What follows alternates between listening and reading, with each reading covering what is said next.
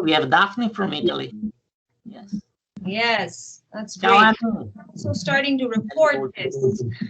My students have to turn on their camera. So Ilaria, hi Ilaria. Oh, ecco qua Ilaria. Ilaria is from here, actually. Ciao.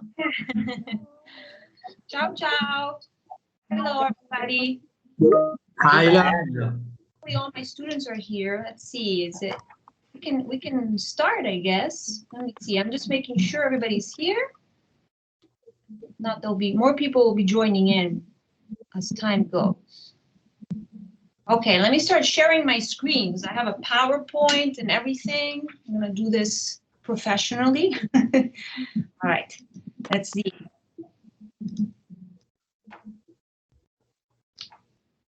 It's my PowerPoint. Okay, you guys are gonna have to tell me. Everybody can see me, right? See? Beautiful, yes. Okay. But it's so sad because I can't really see you guys. Let's see, I'm going to make this a little smaller so I can see you guys on the corner here. Okay.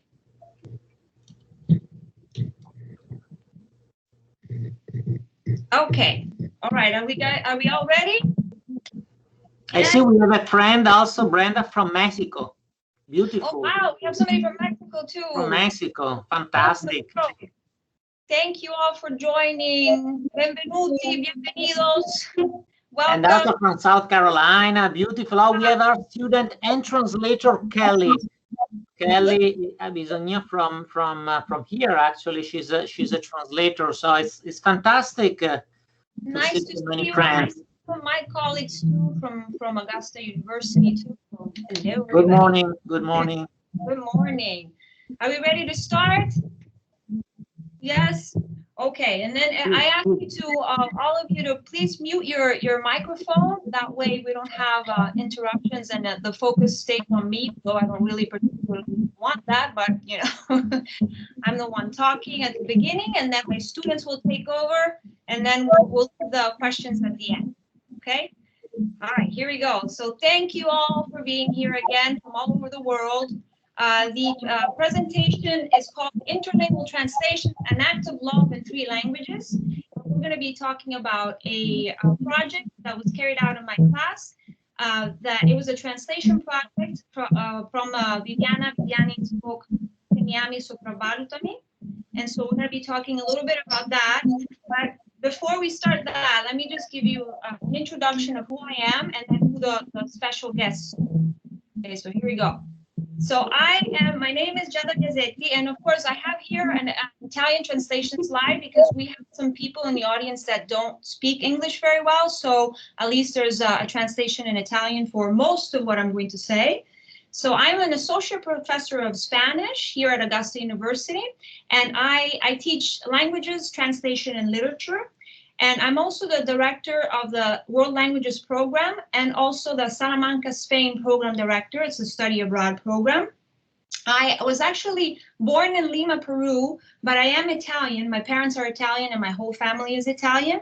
I have lived many years in Peru, in Lima specifically, and I've also lived in Venezuela, Caracas, and obviously that's where I learned Spanish.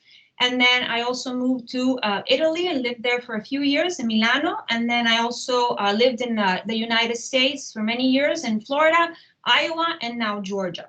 I also included here an email address for those of you who want to contact me with any questions, or if you want also a copy of this PowerPoint as well, which I'm going to try and share at the end through the chat. So hopefully I have that option and that works out. Okay, now, more importantly, the special guests, ospiti d'onore. We have 2 special guests today. I'm going to start with Viviana Viviani. So Viviana Viviani was born in Ferrara in 1974 and currently lives in Bologna. She is an engineer and has published stories on various anthologies. She is also a freelance journalist and has published some of her work in the online magazine Lucidamente. She is currently a writer for Pangea News and Hic Rodus. In 2012, she was a finalist for the award Giallo Menso Mondadori, which is the biggest publishing company in Italy. And in 2013, she published the novel Il Canto dell'Anatroccolo in Roberto Pazzi's book series. She recently published her collection of poems, Se mi ami sopravvalutami, If You Love Me, Overvalue Me, with Contro Luna il Seme Bianco. And the poems we've translated come from this collection of poems. Okay, all right. The next guest is Dr. Emanuele Pettener. He was born in Mestre and lives in Palm Beach County, Florida. He began his doctoral studies at Purdue University and holds a PhD in comparative studies at Florida Atlantic University, where he is currently teaching Italian language and literature and is also the writer in residence. And that's where I met Dr. Pettener at Florida Atlantic University a few years ago, not many, when I was doing my master's in comparative literature. So this is why also this collaboration started. He is the author of numerous short stories, translations, scholarly articles published in magazines, also 4 novels. E Sabato che hai lasciato sono bellissimo. Praus per Bagnani, I read both of these novels, they're great. Arancio, I still have to read this one, and Floridiana, which just came out in 2021, and you can see a picture of the novel on the left side of the slide. And there's also in these slides, you can find links to the book, for example, to purchase it on Amazon if you're interested, or more information on Dr. Pettener or Florida Atlantic University as well. Okay, he is also the author of an essay called Nel nome del padre, del figlio, dell'umorismo e romanzi di John Fante. And in the United States, he is the author of a collection of short stories, A Season in Florida, which was translated by Thomas De Angelis. Okay, he edited also the 50th issue of the literary magazine Nuova Prosa, entitled Essere o non essere Italo-Americani. So thank you both for being here. Grazie Giada. Grazie a voi per essere qui, e comunque adesso parliamo un po' del progetto. We're going to start talking a little bit about the collaboration and the project. Okay, let's see. Next slide. Okay, so this is the Italian slide for those of you who speak only Italian, and I'm going to describe the project in English and the collaboration. It started, the translation project started at Florida Atlantic University in Professor Emanuele Pettener's class. It was an intermediate to advanced Italian class.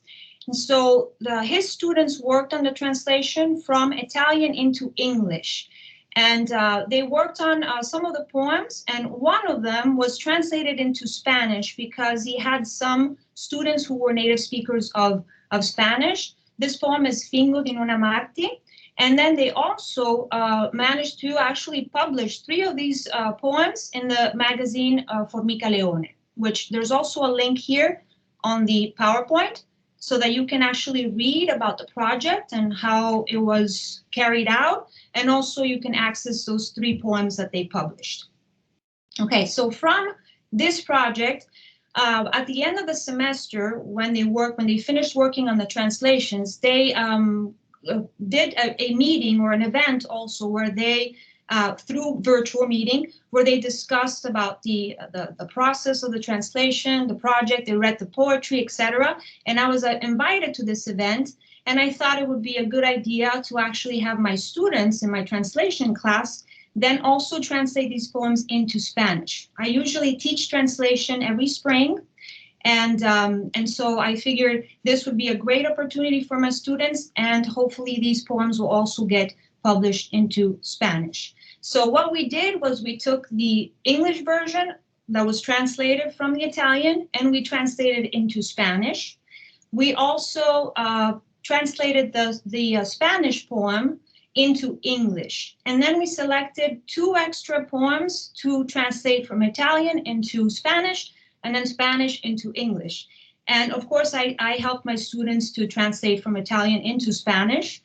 So I helped them with the Italian, although there is a student here in my class, Danielle, who actually speaks a little bit of Italian, so she helped out as well with that.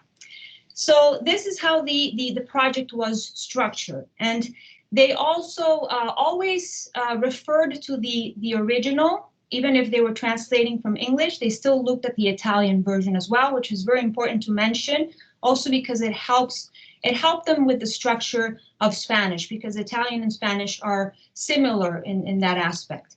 Okay, so the objective of the project was to enhance or improve their translation techniques and putting into practice what the theory that they had learned in class. Okay, and so this project created experiential learning, what we call experiential learning, and I believe it's a lifelong learning experience, and it's also very, very good for their resume. So it's something that they could add to their CV after this class. Okay, and that's basically all of the information on how it was carried out, the process, how it started, and the excellent collaboration with Dr. Pettener and then with the author herself, Viviana Viviani.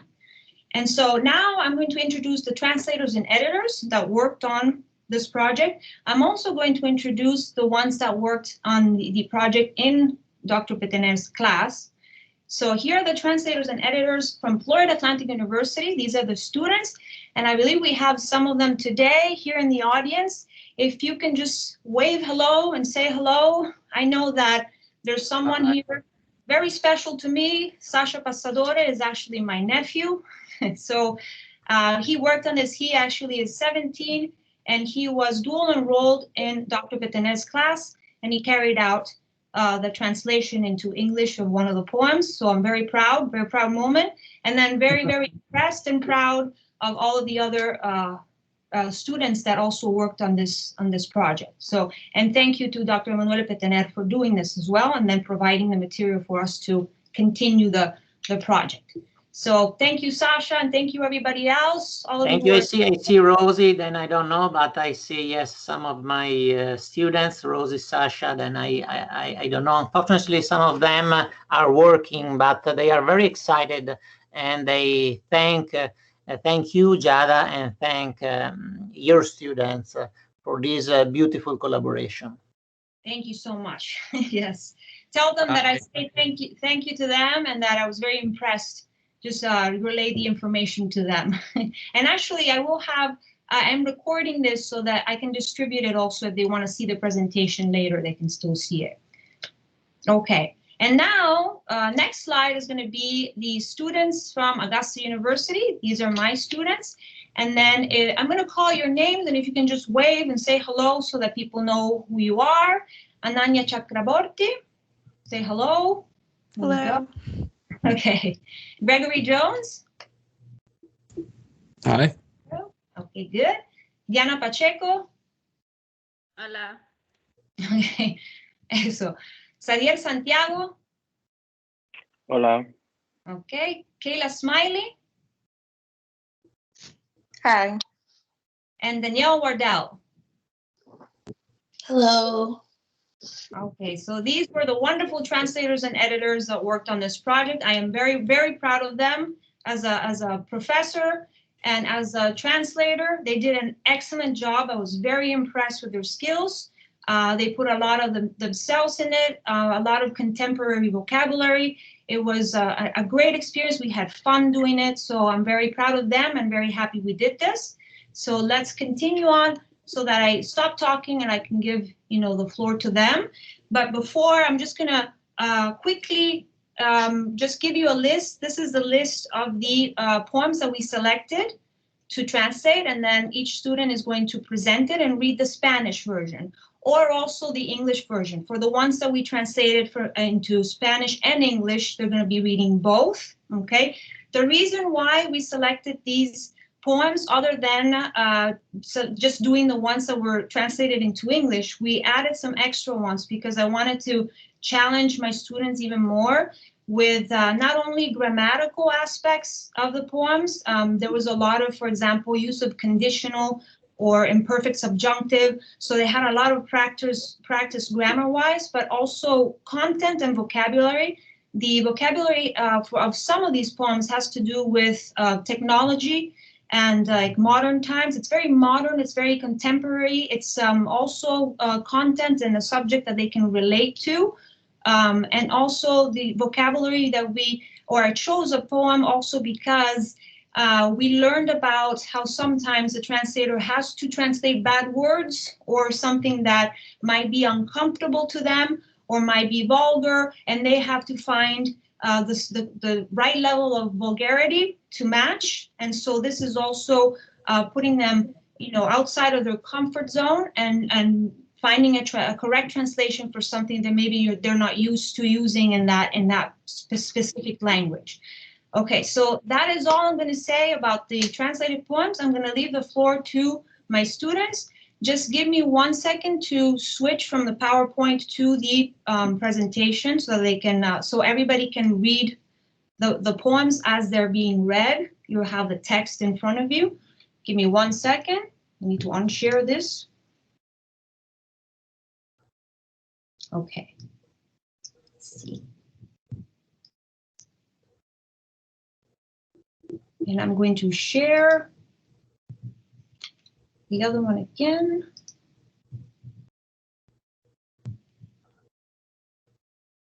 All right, can everybody see the Word document? Yes? Okay. Yes. All right, okay. Whenever you're ready, you can start. My students can start reading. Tranquilos y suerte. There you go. I'm gonna mute myself too.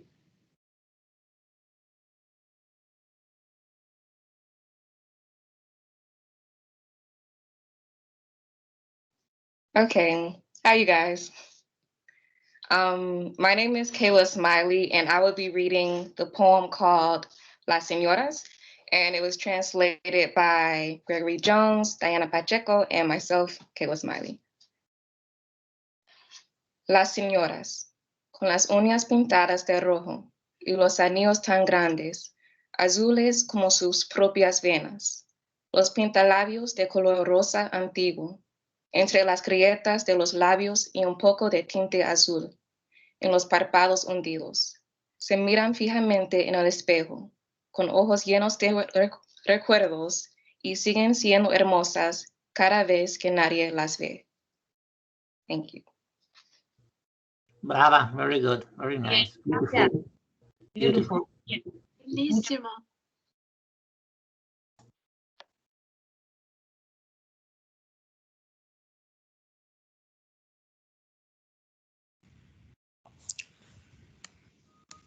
Hi everyone, I'm Gregory Jones, and I'm going to be reading Me Gustaría Llevar Nuestro Amor, translated by Dante Silvestri, and myself, Diana Pacheco, and Kayla Smiley.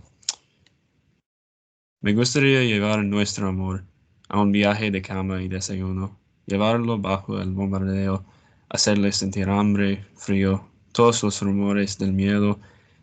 Me gustaría llevar nuestro amor a cócteles y series de televisión, traerlo en medio de un naufragio, de un terremoto. Si moriría para salvarte, si te morirías para salvarme, sabríamos en la tumba si nos amamos en verdad. Muy bien, gracias, Greg. Thank you, beautiful, beautiful. It's beautiful to see this and to I suppose Viviana is very excited about this.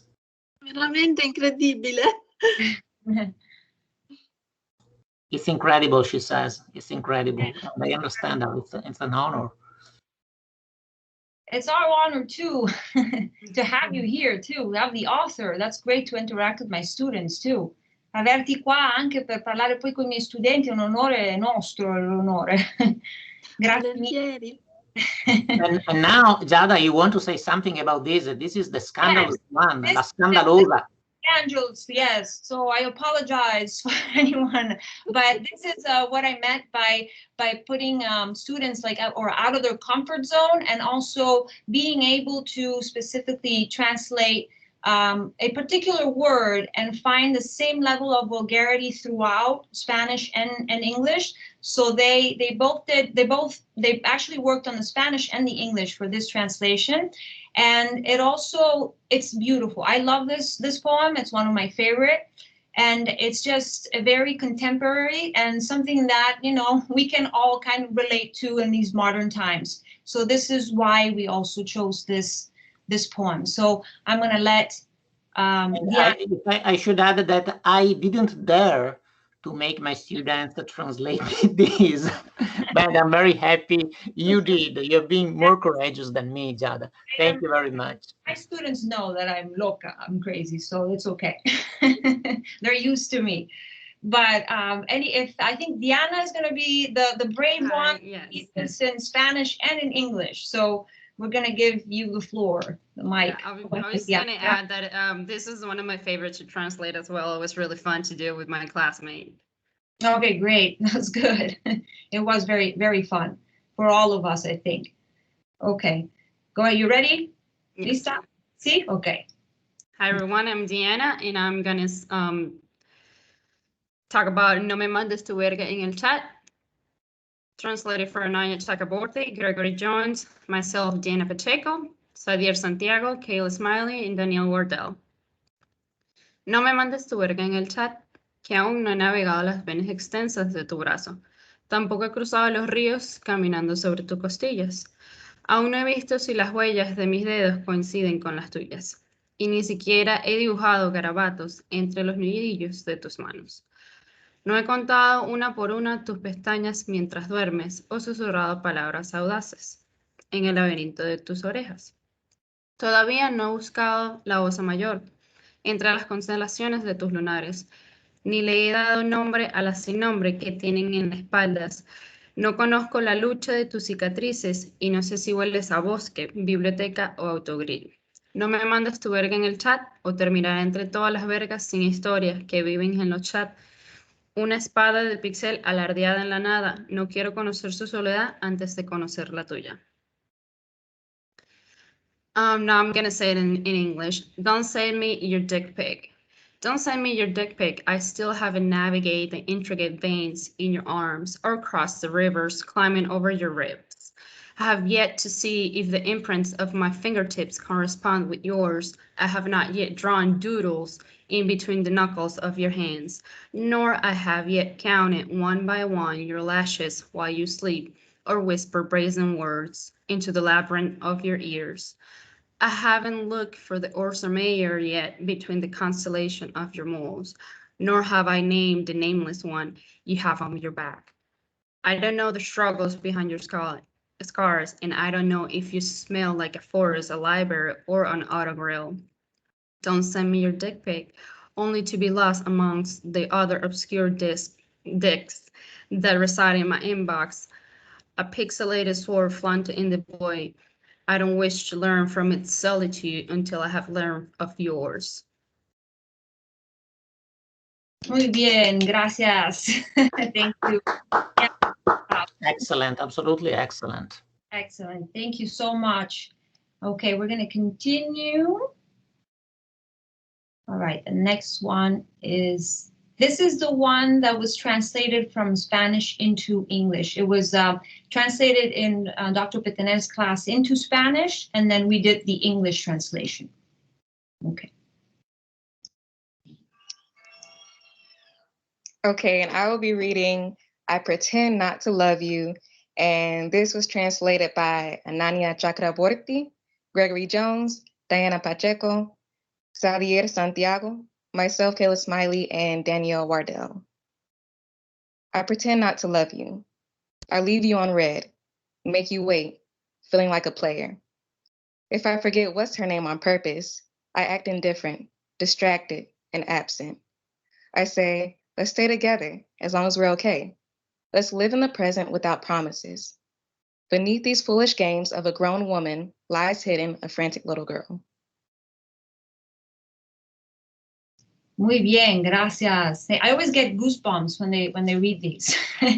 Muy bien. This is my favorite one, personally. Yeah, yes. this is one of my favorites as well. And actually, what I particularly enjoyed in this one with the translation into English is how they use the contemporary vocabulary. Like "I leave you on red" is something that you say nowadays when you get a message from someone and you read it and they can tell that you read it, but you don't reply. So you make them, you leave them on red. Like, I read you, but I'm going to answer later on because I'm playing hard to get. So I really enjoyed that specific part of that translation and how they put a lot of their themselves in it too, in contemporary terminology and just things about that happen in everyday life nowadays, modern days. Okay, let's continue. I'm talking too much. Okay, the next poem. Xadier. All right. Hi, my name is Xadier Santiago, and I'm going to be reading Diferencia de Edad. This one was translated by myself. Okay. Si pudiera, una vez más, acurrucarme en tus arrugas, como una sátira y un padre, te diría que tú nunca has estado viejo, pero lo suficientemente grande para contenerme y por siempre llamarme tu niñita. Beautiful. Let me correct myself. This is my favorite. They're all my favorites. I like them all. True. Yeah, they're all very good. You always get goosebumps. Okay, here we go. This is, let me make sure that this is the right one. Okay, this one. Here we go. Is that one? Yeah. Danielle, it's all yours. Okay, hi everybody. I'm reading Si tuviese una vida más, translated by Ananya Chakraborty, Xadier Santiago, and me, Danielle Wardell. Si tuviese una vida más, la donaría a tus malos humores. Tendría mis mejores horas para descifrar las contradicciones. Si tuviese una vida para desperdiciar, la viviría solo para inventar 1000 juegos nuevos, para distraerte de las distracciones. Si hubiese una vida de reserva, me aferraría a tu discurso no concluyente y a tu sonrisa de sabiendo que dice Weltanschauung. Pero tengo solo una vida y debo trabajar. Tengo una casa que limpiar y niños que procrear. Por suerte, solo tengo una vida y si accidentalmente tuviese 2, les echaría a perder ambas junto a ti. Gracias. Muy bien, Danielle. Gracias. And thank you. Actually, Danielle had also the homework assignment to have to find out how to pronounce that German word also. So she had to do that. So she did a great job. We asked also the professor of German here at Augusta University to help us out with that word, making sure that we were pronouncing it correctly. Okay, gracias, Danielle. Let's continue to the next one.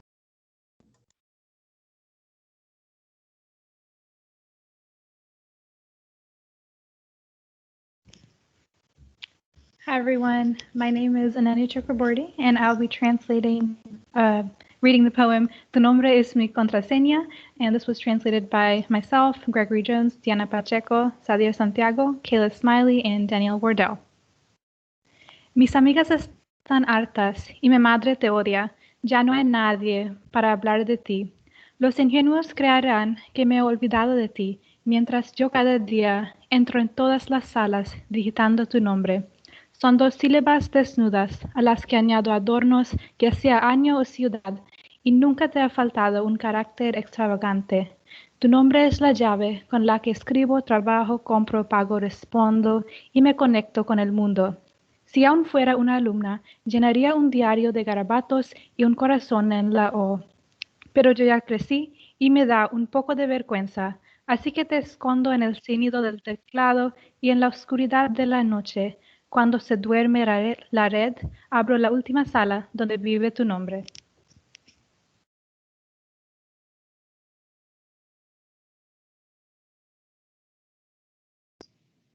Muy bien, Ananya. Ahora la versión en inglés. Okay.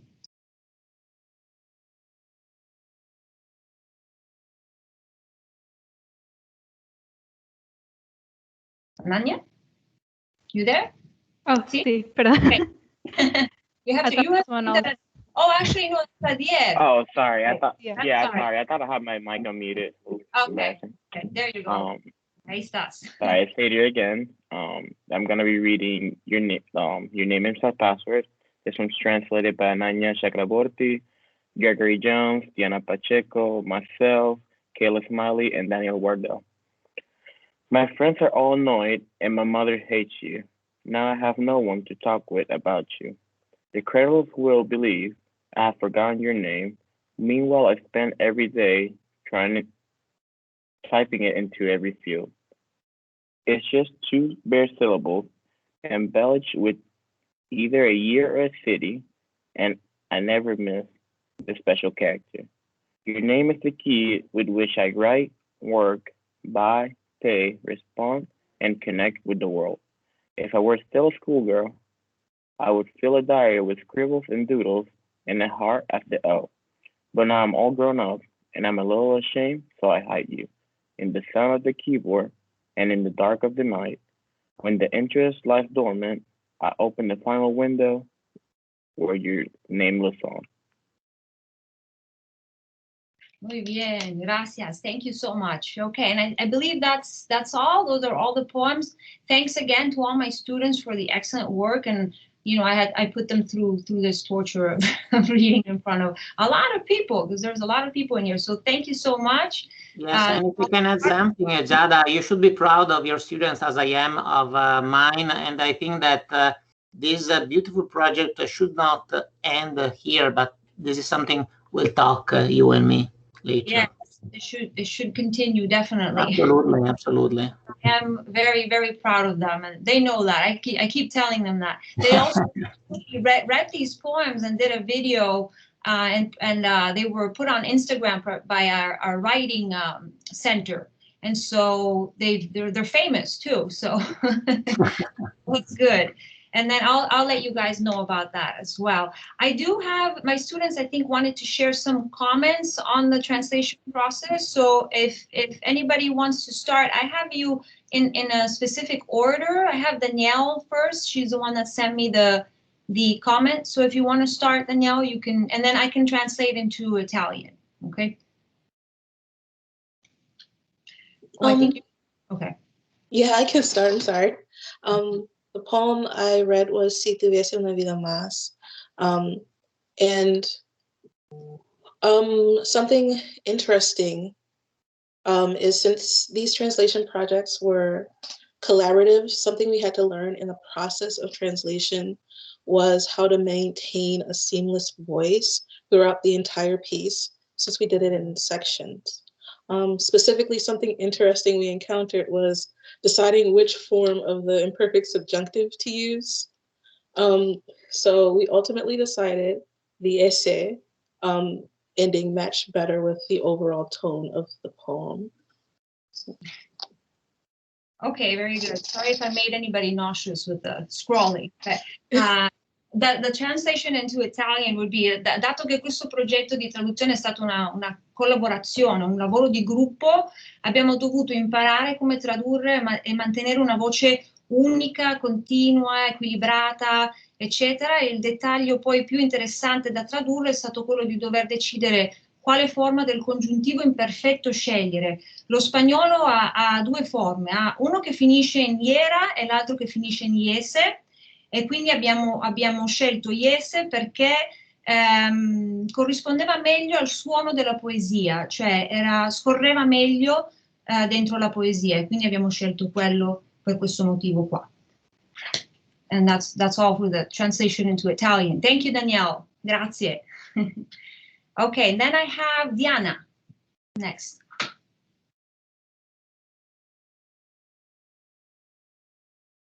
Diana, if you wanna. Did we lose Diana? No? No. Ahí estás. Okay, there you go. You can, and you send me the comment in Spanish. If you want to do it in Spanish, I can then translate it in English and into Italian if you prefer. Okay, so I read, don't send me, okay, my connection is kind of slow, so sorry. Let me find it first. There you go. Okay.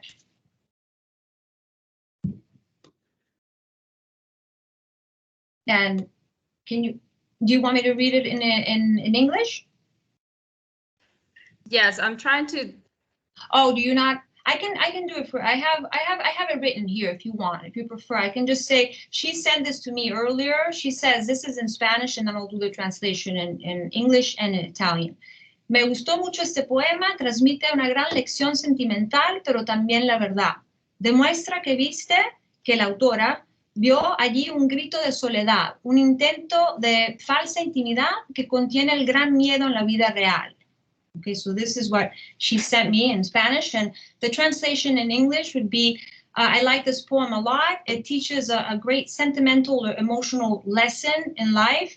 It also speaks the truth. It shows that that the author saw a call for help, like to rescue someone from solitude. And it's also an example of fake intimacy, which is the fear that lives within us, all of us, and that anyone can experience, and it's part of the real world, basically. Okay, and then in Italian, la traduzione in italiano del commento, mi è piaciuta tantissimo questa poesia, trasmette una lezione sentimentale, una lezione di vita, ma trasmette anche la realtà. Dimostra che l'autrice ha visto un richiamo d'aiuto, no, proveniente da una persona molto sola, ed è anche una dimostrazione di falsa intimità che fa parte della realtà umana, della paura che abbiamo quando si tratta dell'amore o dell'intimità. So, and that was Diana's comment. Thank you very much, Diana. Gracias, grazie. And then I have Ananya. Next comment. Hello. So I had read the Spanish translation, which was Tu nombre es mi contraseña. So I had a few just interesting points I had noted, some like the struggles and difficulties that we went through when we were translating this poem.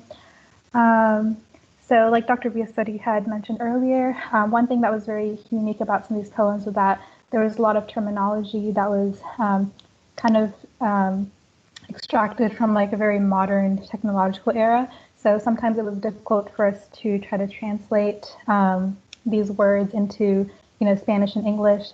So some examples, like some of the words in the poem we used were like rooms or windows. So in this poem, like when we're saying these words, it's more of like a computer technology versus like saying like a literal room or a literal window.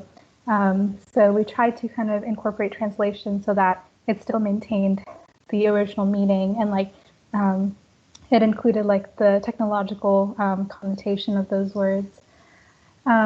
Another thing that we noted that I kind of liked was this kind of play on words that we had in the poem. So if you know, I think towards the middle of the poem, there's a line that says, "Y nunca te ha faltado un carácter extravagante." So I like this line because so the obvious meaning is that when you're writing or when you're making a password, you want to include these like special characters to make your password stronger. So that's sort of like the main meaning. But then also has this like hidden double meaning of the word or of that phrase, which means like the person she's talking about has like a special character, like a unique personality, essentially. So I thought it was interesting how we kind of also incorporated that play on words when we were doing the translation.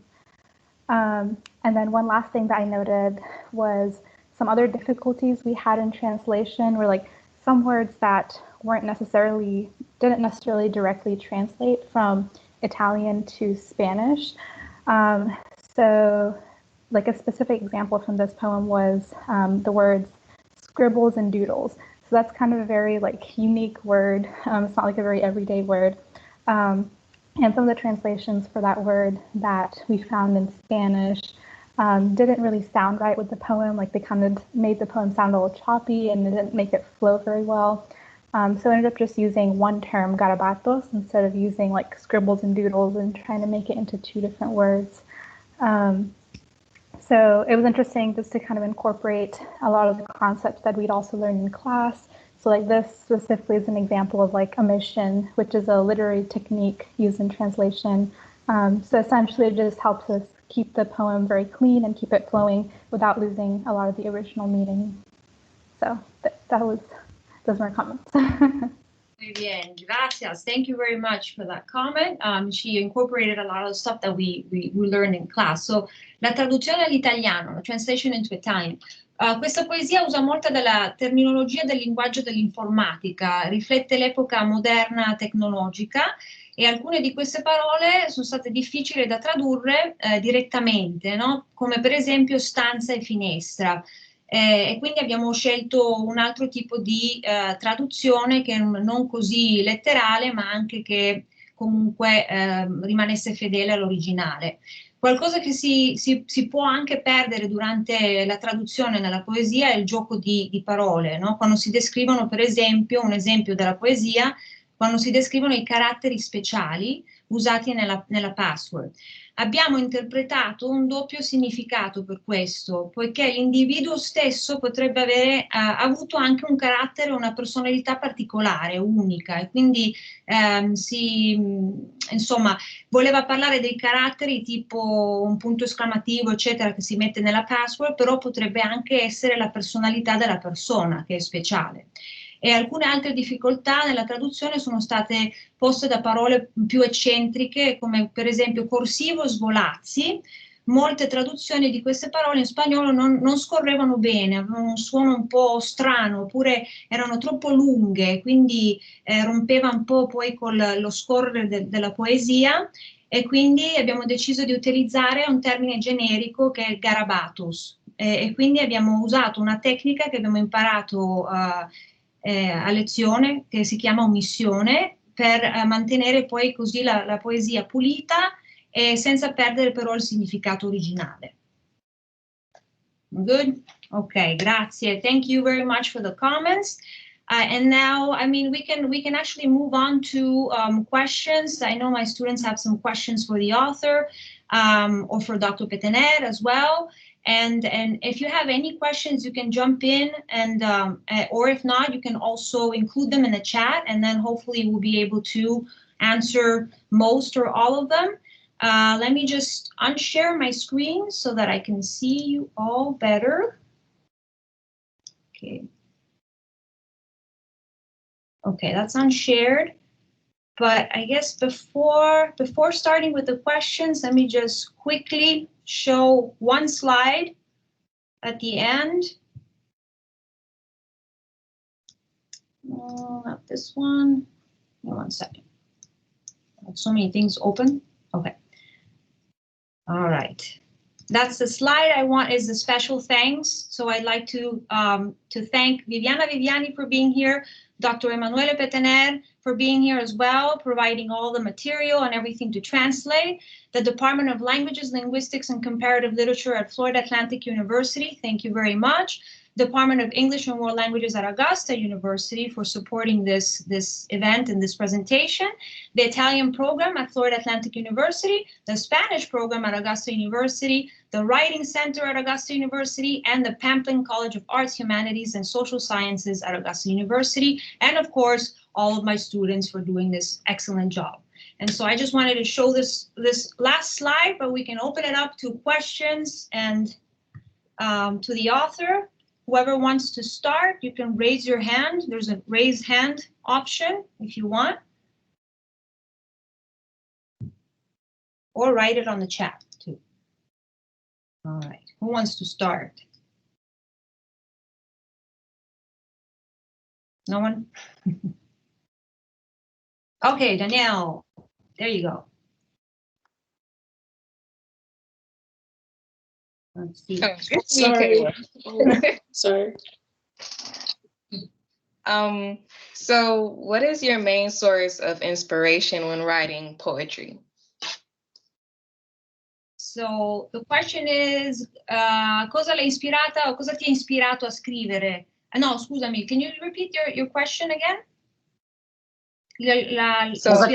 Cosa ti ispira maggiormente? Quali sono le tue massime fonti di ispirazione? Ok, hai messo questo. Okay. Beh, innanzitutto grazie a tutti, è stato bellissimo.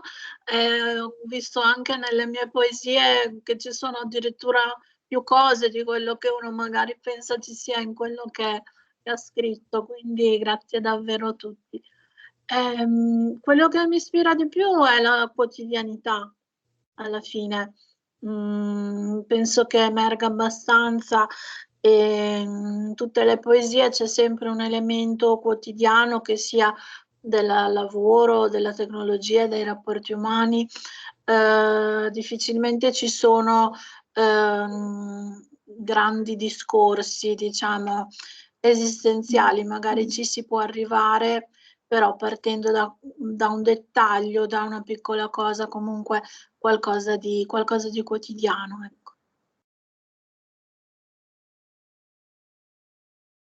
Non si sente. Giada? Ecco, now can you hear me? See? Yes, yes. Okay.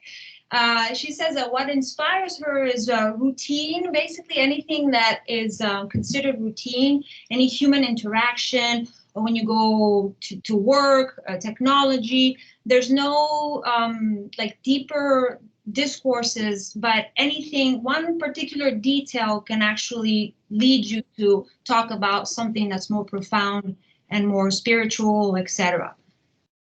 So anything routine or daily chores, things like that is what inspires her. And if I had, that's why probably we feel these poems so close to us, because they talk in a beautiful way about our daily reality. Yes. Exactly. Yes. Thank you so Grazie. much. Grazie.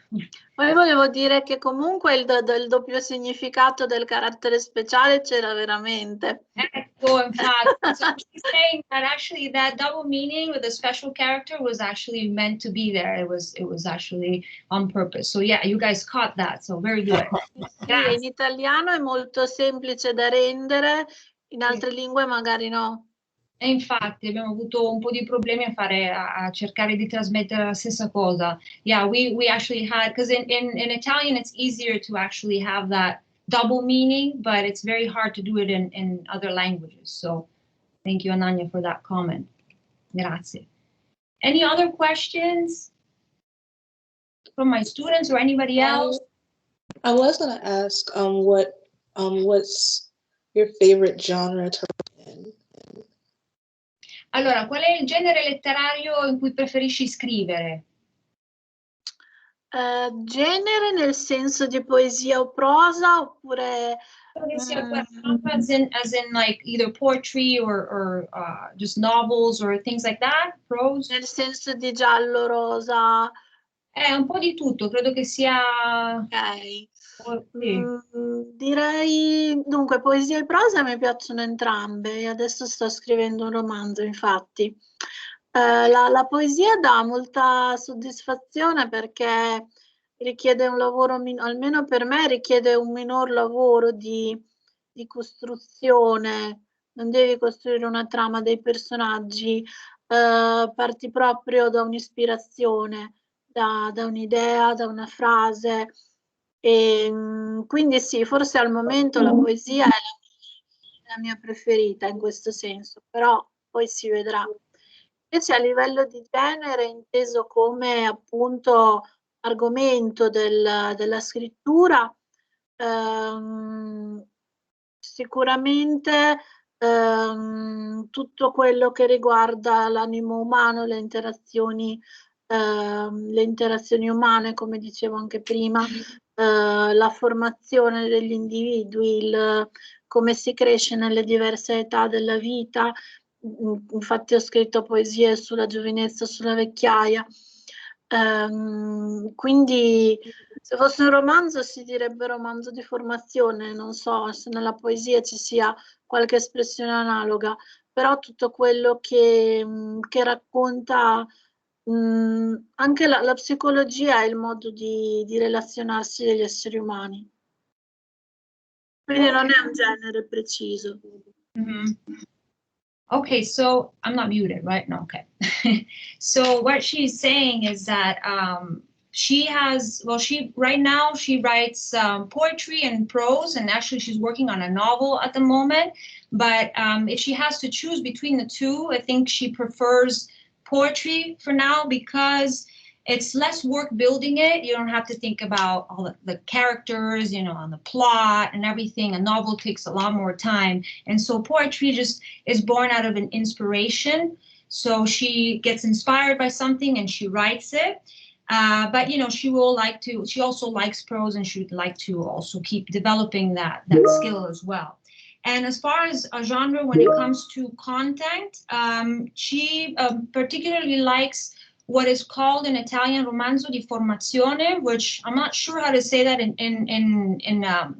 English, but it's a novel. Well, we have, I think that in English, sorry, Giada, I think that they use the Bildungsroman, that is not Right.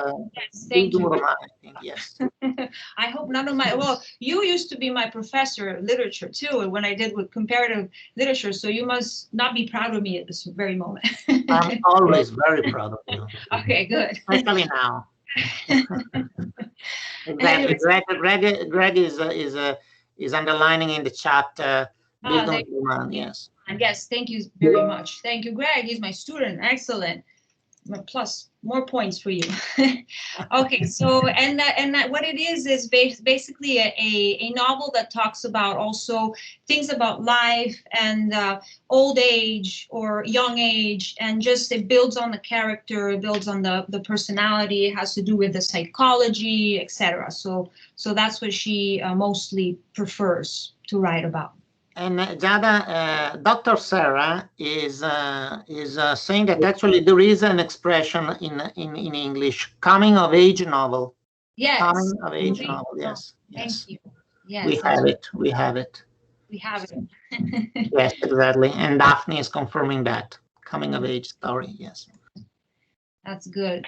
Very good. Thank you. I know that I had some questions here on the chat.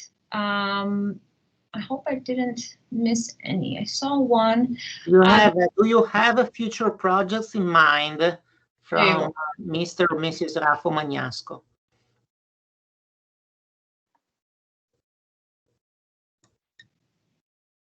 Okay, give me 1 second. I'm sorry, I was reading the chat. I'm going to also share the poem that says here. Let me share the screen. Viviana, hai dei progetti futuri in mente adesso? Hai parlato del tuo romanzo, che stai scrivendo un romanzo, magari dai dei dettagli in più sul romanzo o qualsiasi altro progetto. Ah, ok. Sì, ho sia un romanzo che delle nuove poesie. Le poesie sono più o meno sullo stesso filone di queste, magari con meno tecnologia. E più altri aspetti della vita, come ad esempio il lavoro. E invece il romanzo, non è ancora ultimato.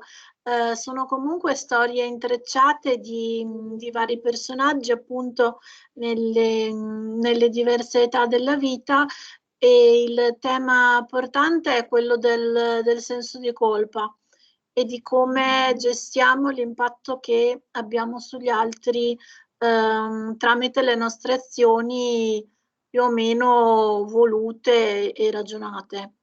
Quindi diciamo che è un romanzo sul senso di colpa, però ancora non c'è un titolo definitivo, per cui non direi altro. Però ci sono anche nuove poesie in preparazione. Okay, she's saying that as her future projects, she has more translations of more poetry in mind, more poems, and the poems will deal less with technology and more like everyday life. And also she has plans on, well, she's currently writing a novel which has to do with characters that are linked together, but the main topic is the topic of guilt. And the impact we have on others when based on what we say or what we do. So basically, that's going to be her main focus, just talking about guilt in general. Grazie, thank you. And then I think we have another. Emma, tu vedi un'altra domanda? Yes, we have from Frederick Grant. I'm curious about examples of idioms that translators ran across which didn't easily translate from one language to another, and how they might have substituted different idioms that might be clearer to a different audience. Well, this might be more of a question for my students, right? Let me translate. I think so. Yeah. Yes. Let me translate for Viviana. Stanno chiedendo praticamente quali sono state proprio le difficoltà una lingua e l'altra tradurre le frasi idiomatiche praticamente, come è stato il processo, come abbiamo fatto. Quindi questa è una domanda credo che sia per i miei studenti comunque, quindi lascio magari rispondere a loro e vediamo cosa dicono. Certo, interessa anche a me. Okay. And then there is another question from Ilaria Serra. Hai scritto una poesia sull'Italia sotto Covid. Did you write a poem on Italy? How do you say under COVID? Can you say under COVID? No. Sì, ne ho scritta una che non è in questo libro, che si intitola La bomba batteriologica, anche se lo so che è un virus e non un batterio, il Covid, però è una poesia che è andata anche su un quotidiano italiano che si chiama Repubblica. Wow. Solo che a memoria non me la ricordo. No, peccato. She said that, well, the question was, again, did you write anything in Italy or about Italy during COVID-19 and what was going on? And she said she did. And she wrote something called Bomba Batteriologica, which is like a bacteria bomb, literally. But it's kind of like when you're talking about, what's the word I'm looking for? When a biological weapon kind of thing, but that idea. Exactly, yes. And, yes, and I think she mentioned it was published already in La Repubblica. Yes, by Repubblica, that is the most important Italian newspaper with the Corriere della Sera. Yes. So already published there. She didn't just send it out; it's already published. So that's great. So that's one of her projects. And then the other question that we had, it was for my students. About the idiomatic phrases. So I don't know if any of you want to elaborate on that and want to answer that question. And also, I don't know, Giada, if I see a few hands. I don't know if we already answered those. You see hands. I see. GG, BP. Yes, So Ananya has. Probably they want to ask a question if they didn't yet. I don't know. Okay, let's go. Let's do that, and then let's answer the questions. Let's go by. I don't know who raised their hands first. So Diana, for example, I see Diana with a hand. Yes, Diana. And Greg is saying, I think Ananya was first. Okay, Ananya. It's hard to. Okay, Ananya, you go ahead. Hey, yep. So I had a question for the author. So it was regarding the poem that I had read, Tu nombre es mi contraseña. I was just curious to know if there's like a specific incident or like an individual that had like inspired that poem, or what kind of made her come up with that unique idea. La domanda è: cosa ti ha ispirato a scrivere la poesia Il tuo nome è la mia password? Se è stata una persona in particolare o qualcosa che ti è successo, eccetera.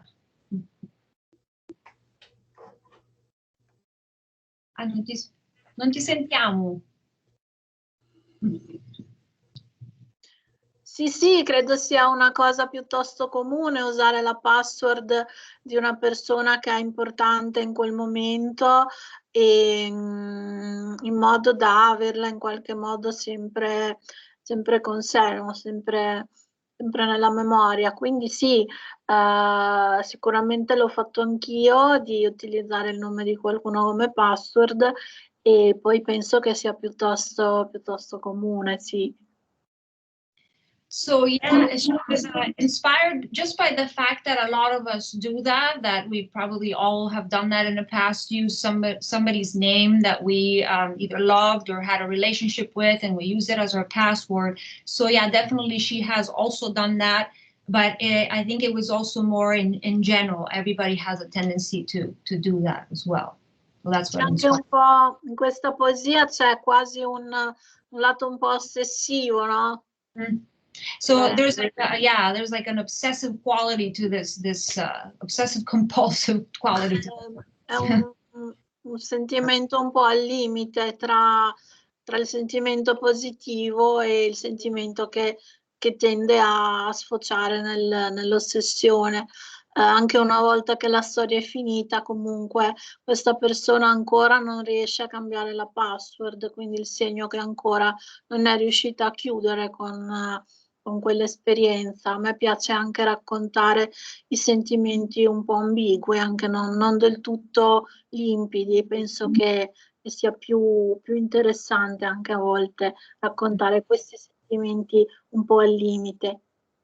So she says it's basically a fact that there's a duality between the positive aspect of loving someone and being so in love, and then also the negative aspect of still not being able to let go and get over it. And so she plays with this kind of duality and this kind of limits between one and the other and the ambiguity of certain feelings. And so she likes to portray that in this particular poem as well. Thank you. There are many hands. I see, for example, GJ, and then DP. I think that is Greg, right? Greg. Greg. Then we have Diana, and then we have Frank. Yeah, so my question for her was just what is her favorite Italian poet, and then who is her favorite non-Italian poet? Qual è il tuo autore preferito italiano e non italiano? Allora, ce ne sono tanti, per cui non è facilissimo. Comunque direi due donne. Italiana è Viviane Lamarck, che è una poetessa che fa una poesia ritenuta quasi infantile, in realtà non lo è, però ha conserva, come forse probabilmente lei stessa, un lato bambino, e le sue poesie proprio mi piacciono in questo misto di ingenuità, però anche a volte ha del bambino anche quel dire la verità cruda che arriva quasi al lato opposto, cioè al cinismo, che utilizzo anch'io spesso. Mentre per quanto riguarda la poesia straniera, direi che per me la migliore rimane Wisława Szymborska, che fa una poesia molto, invece al contrario, molto razionale. Praticamente le sue poesie sono quasi dei trattati psicologici, secondo me. Non lo posso leggere in lingua originale perché lei è polacca, però ci sono delle ottime traduzioni e direi che forse la poesia perfetta per me sarebbe un mix tra queste due poetesse. Okay, so there's a lot of authors that she likes. It's not an easy question to answer, but she has two in particular, and they're both women. The first one is Viviane Lamarck, and her poetry is very childlike, and there's a sense of naivete, like naive. So anything like when everybody has, still a child inside, so it's basically a very, not childish, but childlike kind of poetry, which also has, though, a lot of the, how children always speak the truth and they're very honest. So it has a lot of that as well. And it also becomes very cynical as well. And she also has that in her own poetry. She tries to incorporate that. The second one is a Polish author, Iworska. And her poems are very the opposite. They're very rational. And so she deals with the psychology of it all. So she can't read her in the original language because she's Polish. So she has read translations. There's a lot of very good translations. And her idea of the perfect poem is a balance between these two types of poems and these two types of authors. Thank you very much. It's a very interesting answer too. And then we have, yes. Diana, I think. Diana, yes. And we have Brenda too. Brenda has her hand up. Yes. So we'll do Frank and then Brenda after Diana. Diana, you go. Yes. My question was regarding to the poem that I read. Don't send me your dick pic.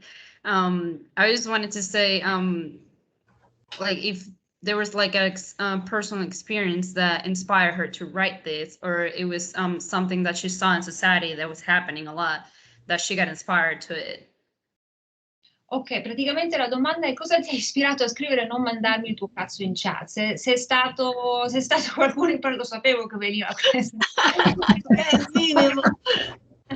Qualcuno qualcuno in particolare o solo in generale così, perché è una cosa che succede molto al giorno d'oggi? Cioè, chi ti ha mandato, vogliamo sapere.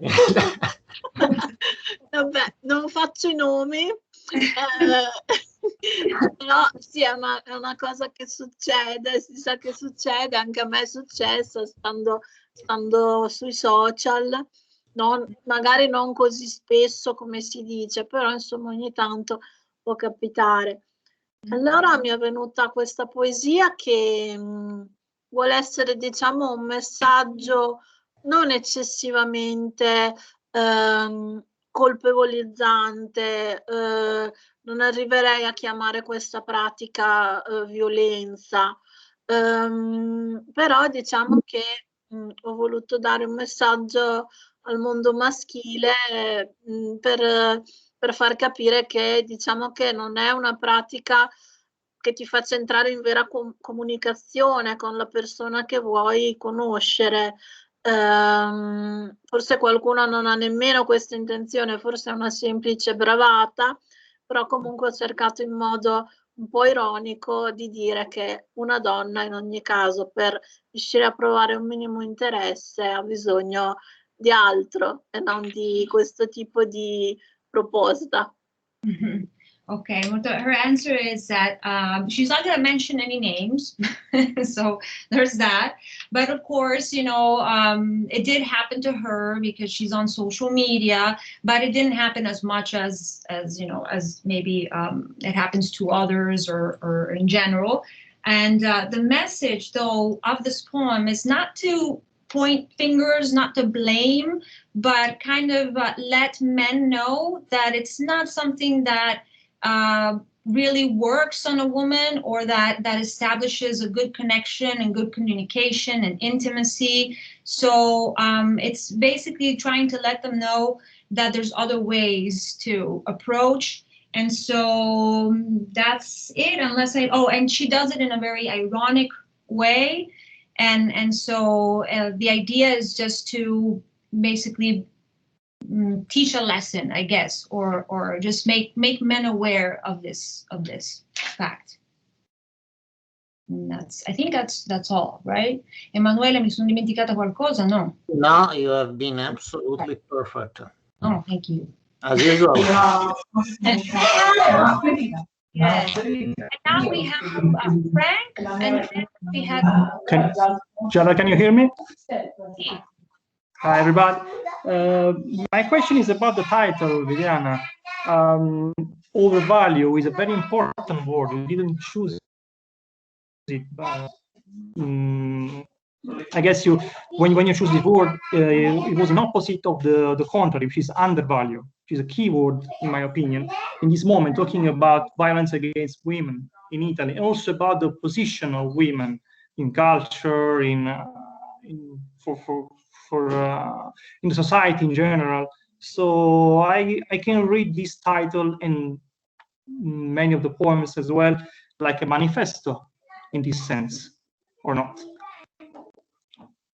Vuoi fare la traduzione? Benissimo. Ora faccio io in italiano. Come voi, infatti, mi suonava un po' strano fare la domanda in inglese a Viviana perché siamo italiani entrambi, però mi chiedevo, parlando... esatto. Avendo scelto questo, tanto in autotraduzione siamo esperti ormai. Avendo scelto questo titolo con questa parola chiave, sopravvalutami, che non credo sia stata scelta a caso, voglio dire, che è una parola che in opposizione a sottovalutare è molto importante in questo momento, parlando di violenza sulle donne e della posizione della donna in generale nella società italiana. Come anche vediamo nella poesia, se avessi una vita in più, in quella strofa finale in cui dici ho una vita sola, devo lavorare, I must work, devo lavorare. Qui c'è tutto il riassunto di quello che ancora prova la donna contro la società italiana che la pone in questa posizione. Quindi mi chiedevo se questo titolo possa essere, come dire, essere ancora più importante di quello che sembra, quasi come un manifesto, diciamo così. Ok, dunque questo libro in realtà non è minimamente un manifesto ideologico, questo ci tengo a dirlo, nel senso che non vuole essere né un libro femminista, sono poesie che raccontano stati d'animo e momenti della vita, quindi non ci vedrei dietro un manifesto ideologico in nessun senso. Poi chiaramente degli argomenti anche di attualità escono fuori. Dunque, per quanto riguarda Semiami sopravvalutami, è in realtà il titolo di una delle poesie, che però è tra quelle tradotte da Emma, ma forse non tra queste che abbiamo letto oggi. Semiami sopravvalutami in realtà parla della irrazionalità dell'amore, che fa vedere nella persona amata di più di quello che c'è spesso. Quindi la poesia dice a un certo punto indossami senza provarmi, comprami senza garanzia, nel senso di correre anche dei rischi, di non fermarsi a un calcolo razionale. Quindi diciamo che il sopravvalutami è più che altro in questo senso. E invece nell'altra poesia, quella che conclude, quella in cui dico io devo lavorare, ho cose da fare, non posso vivere soltanto per te, direi che rientra in quel discorso che facevamo prima di dualità dei sentimenti, perché poi comunque alla fine poi dice ma se avessi due vite forse le sprecherei con te entrambe. E questo in realtà non è un messaggio molto femminista, anche se io in linea di massima lo sono abbastanza. Quindi non direi, non riesco a trovarci un filo conduttore ideologico. Per me, almeno questo libro rimane fatto di emozioni, di situazioni e di sensazioni, però diciamo che non è che vuole insegnare qualcosa. Poi ognuno può trarre comunque dei messaggi, però il mio messaggio è semplicemente l'osservazione dei rapporti umani.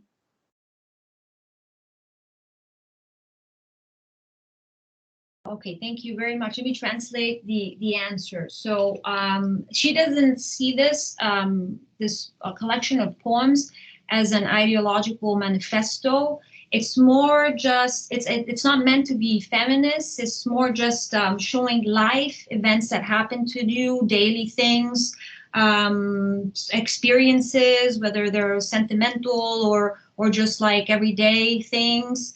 And so, but inevitably, when you do this, you actually talk about certain either current events or things that are happening in the world that may cause then you to think that maybe there is one idea, one feminist idea or anything like that. So she talks about her specific poem that is the reflection of the title of the collection of poems, Se mi ami sopravvalutami, if you love me, overvalue me. And she says, unfortunately, we didn't do the translation for that one, but the students at Florida Atlantic University did. And in there, she talks about how it's basically usually in a relationship we also see a lot more from a person than what they really are. We kind of tend to idolize this person. So the poem is actually just about that, just the human ability to actually see more above and beyond someone. So that's what the poem entails and asks of the loved one to do, to overvalue that person. And so it talks about wear me without first trying me on, kind of those images, right? So when you go and buy something, you usually try it on before you actually buy it. But in this case, just buy it without even trying it on. So all this image is about, I mean, all this poem is about that. And that's the title of the collection. So she says also that there is a final remark in this poem that says, or in another poem that says, I have to work and I have to procreate and I don't have time for you, and that's one of the ones that we translated in our class. So it's again focusing on the duality of emotions, like okay, I love you, but I don't don't have time for you, and there's other things that I need to do as well. And also, she realizes that that's not a very feminist discourse, even though she actually is, you know, but in this poem that doesn't reflect, because she specifies like she has to do things around the house and also procreate children. But she did this because the book is not meant to be a feminist, or it just focuses on everyday life, what she is used to doing, etc. So she does not want to teach anything, just show it. It's kind of an observation of life, and that's the message she gives, and just focus on emotions, situations, etc. So that's basically the theme of the book. Thank you, grazie. Thank you for the question. We have time a little bit, a little over time, but we have this. Brenda had her hand up for a while.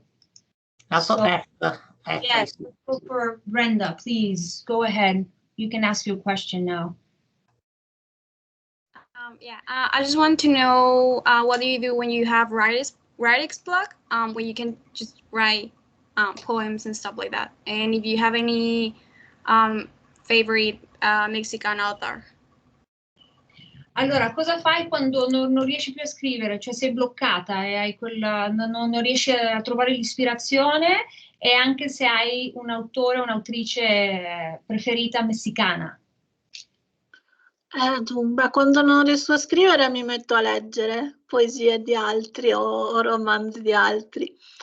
Purtroppo no, non ho una conoscenza della poesia messicana, ma come di tante altre nazionalità, perché non tutti vengono tradotti e comunque non ho una conoscenza di tutti i poeti. Però se la ragazza che ha fatto la domanda si chiama com'è? Brenda, se Brenda vuole consigliare lei a me un poeta messicano, io lo leggerò volentieri. I think in Italy the most famous Mexican poet is Octavio Paz, of course. Il più famoso autore messicano credo sia Octavio Paz. Probably there are others. Ci sono altri poeti, but I think this is the most celebrated, il più celebrato, il più famoso. Yes, and her answer says that when she has writer's block, what she does is she reads. So she reads other people's poetry or novels, and that's how she gets inspired. And then she said that unfortunately her knowledge of Mexican literature is not very broad, so she doesn't know anybody specific, but she would like to know, because sometimes they don't get translated, etc. But she would like to know, if Brenda, if you have a suggestion for her who to read. Yeah, I have this author. His name is Jose Emilio Pacheco. Maybe I would write down in the chat so she can just see. Ok, sto scrivendo nella chat, scrive il nome di Pacheco, si chiama. Adesso lo scrive così. Ok, grazie mille, davvero. Grazie, thank you very much. And I think, do we have any other questions or comments? I think we're running out of time. So if nobody else has questions, nothing for Dr. Pettener. I'm kidding. No? Okay. Well, good. So thank you so much again for being here, Viviana. Grazie mille, grazie di cuore. Grazie a Emanuele Pettener anche. Thank you so much to all of you. Thank you to my students for doing such an excellent job with the translations and also presenting them today. I know it can be nerve-wracking. And thank you all of the audience for being here today and taking time off of your day to be here. And I hope you enjoyed this. I hope you enjoyed the presentation. And thanks to you, Giada. Thanks to you, because you've been really wonderful. You did a great job. And it was something beautiful, as I think. Also in the translation, you were afraid of missing something when we talked. You have been absolutely perfect. Really, so it was beautiful for me. It was a privilege for me and for my students. So thank you from me and for my students to you. to your department, to your students, to Viviana, of course. So really, let's hope, as Ilaria is writing, that's a beautiful collaboration between two universities. So I think that we can keep working together, because it's what we do. This is what how we enjoy our life.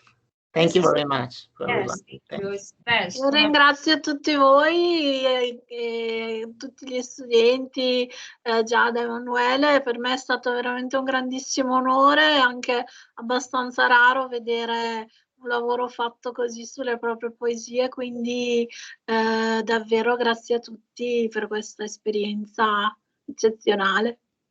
Viviana is thanking everybody, me and Emanuele, but also all the students that worked on this. For her, it was an honor. It's just so beautiful to see, the collaboration and the work done on her poetry. So thank you very much. Thank you all again. And I can't thank everybody enough for being here. We had a great turnout also, so something to be proud of. Very proud of my students, and I will see you guys in class on Thursday. Grazie mille ancora a tutti, è stato un piacere e ci rivedremo presto, perché vogliamo continuare comunque a collaborare insieme. Quindi, grazie Viviana, grazie Emanuele. Ciao, grazie, arrivederci. Grazie a voi. Grazie mille. Grazie a Grazie tutti. Daphne. Grazie. Ciao. Stop the recording. Grazie. Bye bye. Arrivederci. Adios. Hasta luego. I don't know other languages. You can add. And then my students are still here.